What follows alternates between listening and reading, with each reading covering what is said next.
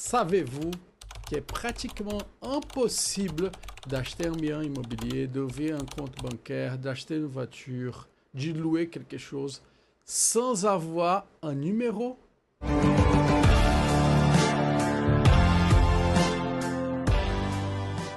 Je m'appelle Yur Pontesvira, je suis avocat au Brésil et membre du cabinet Pontesvira Advogados. Aujourd'hui, je vais vous expliquer, vous informer sur un numéro qui va vous accompagner pour toute vie ici au Brésil.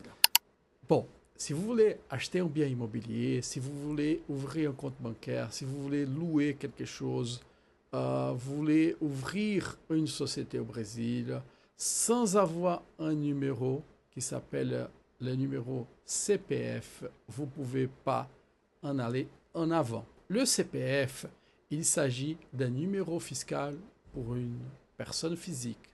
Donc, toute personne physique, soit étrangère, résidente ou pas au Brésil, ont besoin de ces numéros fiscaux.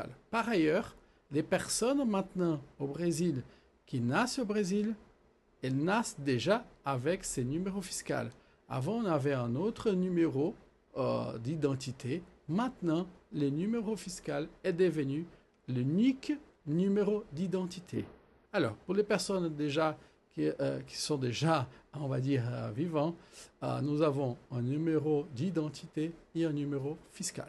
Les numéros fiscaux, le CPF sert donc, il est obligatoire selon l'administration.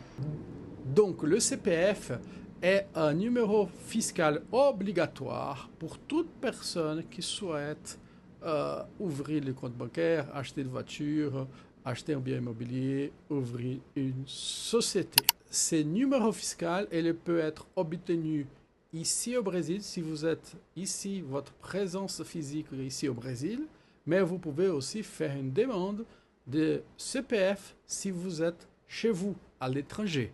Bien sûr qu'il faut respecter une procédure à suivre.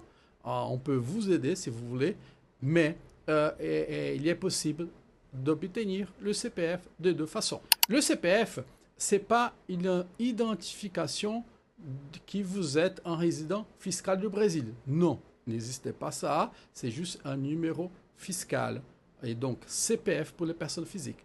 Si vous êtes même une société étrangère, mais que cette société étrangère souhaite acquérir un bien immobilier au Brésil, ou par exemple être associé d'une société brésilienne, vous devez aussi avoir un numéro fiscal qu'il y a le nom de CNPJ.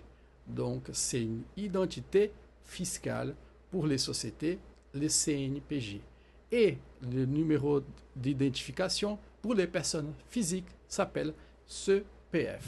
Si vous avez aimé cette vidéo, vous pouvez donner un like et bien sûr que vous pouvez nous suivre pour recevoir les informations sur les droits brésiliens, droits fiscaux, droits d'immigration et droits civils. OK?